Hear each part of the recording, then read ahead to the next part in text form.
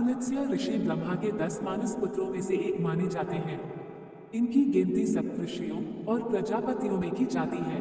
विष्णु पुराण के अनुसार ब्रह्मा ने पुलत्स्य ऋषि को पुराणों का ज्ञान मनुष्यों में प्रसारित करने का आदेश दिया था। पुलत्स्य के पुत्र विश्रवा ऋषि हुए, जो हविर्भू के गर्भ से उत्पन्न हुए थे।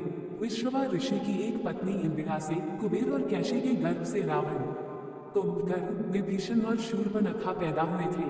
समाली विश्रवा के श्वसुर व रावण के नाना थे। विश्रवा की एक पत्नी माया भी थी, जिससे खर, दूषण और त्रिशिरा पैदा हुए थे, और जिनका उल्लेख तुलसी की रामचरितमानस में मिलता है। तो पौराणिक संदर्भ रावण की स्थिति को स्पष्ट करने के लिए जरूरी है। एक कथा के अनुसार भगवान विष्णु के दर्शन हेतु सनक, सनंदन आदि ऋषि वैकुंठ पधारे, परंतु भगवान विष्णु के द्वारपाल जय और विजय ने उन्हें प्रवेश देने से इनकार कर दिया। ऋषिगण अप्रसन्न हो गए और क्रोध में आकर जय विजय को शाप दे दिया कि तुम राक्षस हो जाओ। जय विजय ने प्रार्थना की व अपराध के लिए क्षमा मांगी। भगवान विष्णु ने भी ऋषियों से क्षमा करने को कहा। तब ऋषियों ने अपने शाप की तीव्रता कम की और कहा कि 3 जन्मों तक तो तुम्हें राक्षस योनि में रहना पड़ेगा और उसके बाद तुम पुनः इस पद पर प्रतिष्ठित हो सकोगे। इसके साथ एक और शर्त थी कि भगवान विष्णु या उनके किसी अवतारी स्वरूप के हाथों तुम्हारा मरना अनिवार्य होगा। ये शाप राक्षसराज लंकापति दशरथ रावण के जन्म की आदि गाथा है। भगवान विष्णु के ये द्वारपाल पहले जन्म में हिरण्याक्ष व हिरण्यकशिपु राक्षसों के रूप में जन्मे। हिरण्याक्ष राक्षस बहुत शक्तिशाली था और उसने पृथ्वी को उठाकर पाताललोक में पहुंचा दिया था। पृथ्वी की पवित्रता बहाल करने के लिए भगवान विष्णु को वराह अवतार धारण करना पड़ा था। फिर विष्णु ने हिरण्याक्ष का वध कर पृथ्वी को मुक्त कराया था। हिरण्यकशिपु भी ताकतवर राक्षस था और उसने वरदान प्राप्त कर अत्याचार करना प्रारंभ कर दिया था। भगवान विष्णु द्वारा अपने भाई हिरण्याक्ष का वध करने की वजह से हिरण्यकशिपु विष्णु विरोधी था और अपने विष्णु भक्त पुत्र प्रहलाद को मरवाने के लिए भी उसने कोई कसर नहीं छोड़ी थी। फिर भगवान विष्णु ने नरसिंह अवतार धारण कर हिरण्यकशिपु का वध किया था। हमने से नरसिंह भगवान का प्रकट होना ईश्वर की शाश्वत सर्वव्यापी उपस्थिति का ही प्रमाण है। त्रेतायुग में ये दोनों भाई रावण और कुंभकर्ण के रूप में पैदा हुए और तीसरे जन्म में द्वापर युग में जब भगवान विष्णु ने श्री कृष्ण के रूप में जन्म लिया, तब ये दोनों शिशुपाल व दंतवक्त्र नाम के अनाचारी के रूप में पैदा हुए थे। इन दोनों का ही वध भगवान श्री कृष्ण के हाथों हुआ। त्रेतायुग में रावण के अत्याचारों से सर्वत्र त्राही त्राही मची हुई थी। रावण का अत्यंत विकराल स्वरूप था और वह स्वभाव से क्रूर था। उसने सिद्धियों की प्राप्ति हेतु अनेक वर्षों तक तप किया और यहाँ तक कि उसने अपने सिर अग्नि में भेंट कर दिए। ब्रह्मा ने प्रसन्न होकर रावण को वर दिया कि दैत्य, दानव, यक्ष कोई भी तुम्हें परास्त नहीं कर सकेगा।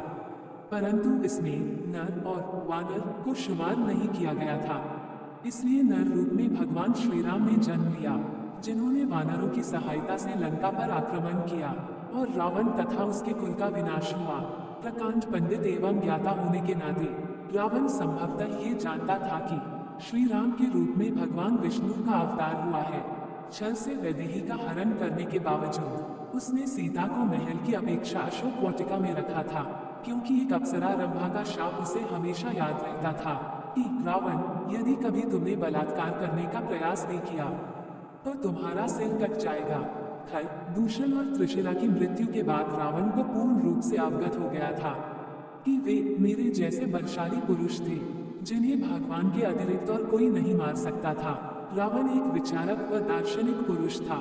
वह आश्वस्त था कि यदि मर्यादा पुरुषोत्तम श्री राम भगवान है तो उनके हाथों मरकर उनके लोक में जाना उत्तम है, और यदि वे मानव हैं तो उन्हें परास्त कर सांसारिक यश प्राप्त करना भी उचित है। अंततः रावण का परास्त होना इस बात का शाश्वत प्रमाण है कि बुराइयों के कितने ही सिर हों, कितने ही रूप हों, सत्य की सदैव विजय होती है। विजयादशमी को सत्य की असत्य पर विजय के रूप में देखा जाता है। कहते हैं कि भगवान श्री राम ने त्रेतायुग में नवरात्रि का व्रत करने के बाद ही रावण का वध किया था। पुलत्स्य ऋषि के उत्कृष्ट कुल में जन्म लेने के बावजूद रावण का पराभव और अधोगति के अनेक कारणों में मुख्य रूप से दैविक एवं मायिक कारणों का उल्लेख किया जाता है। दैविक एवं प्रारब्ध से संबंधित कारणों में उन शापों की चर्चा की जाती है जिनकी वजह से उन्हें राक्षस योनि में पैदा होना पड़ा। माइक स्तर पर शक्तियों के दुरुपयोग ने उनकी तपस्या से अर्जित ज्ञान को नष्ट कर दिया था।